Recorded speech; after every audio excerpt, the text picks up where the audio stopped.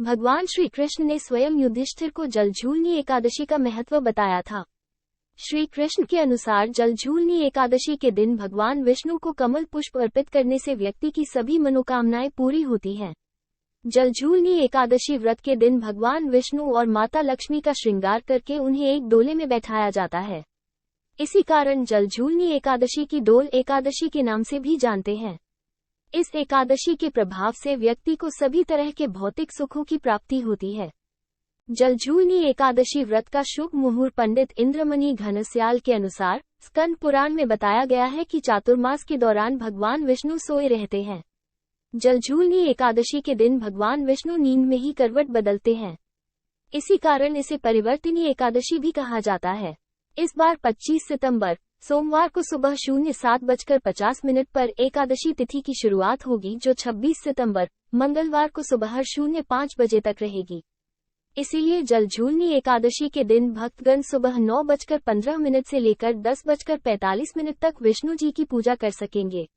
अगले दिन 26 सितंबर मंगलवार को दोपहर 1:25 के बाद जलझूलनी एकादशी व्रत का पारण कर सकेंगे। जलझूलनी एकादशी की पूजा विधि। जलझूलनी एकादशी व्रत के दिन ब्रह्म मुहूर्त में उठाकर अपने नित्य कार्य खत्म कर लेने चाहिए। इसके बाद पूजा स्थान की सफाई करके उसे गंगा जल से शुद्ध करें। एक चौकी पर लाल कपड़ा बिछाएं और भगवान विष्णु की मूर्ति की स्थापना करें। इसके बाद रोली, मौली, चंदन, फल फूल, चावल, दूध, दही, घी और कमल का फूल आदि सामग्रियों को भगवान विष्णु के चरणों में अर्पित करें। एक लोटे या कलश में जल भरकर उसमें तुलसी पत्ते डालें। भगवान विष्णु को तुलसी पत्ते बहुत प्रिय है। इसके बाद भगवान विष्णु को भोग लगाएं। भगवान विष्णु को जनेऊ अर्पित करें। विष्णु जी के विष्णु सहस्त्र नाम पाठ का जाप करें। जलझूलनी एकादशी के दिन माता लक्ष्मी की पूजा करना भी मंगलकारी माना जाता है। इसीलिए विष्णु जी के साथ माता लक्ष्मी के लक्ष्मी अष्टोत्तर पाठ का जाप करें। द्वादशी के दिन ब्राह्मणों को भोजन करवाकर दीक्षा दें और व्रत का पारण करें।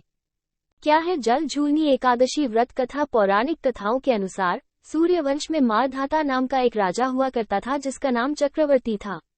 उनके राज्य में सुख संपदा की कोई कमी नहीं थी और प्रजा उनके राज्य में सुखद जीवन बिता रही थी।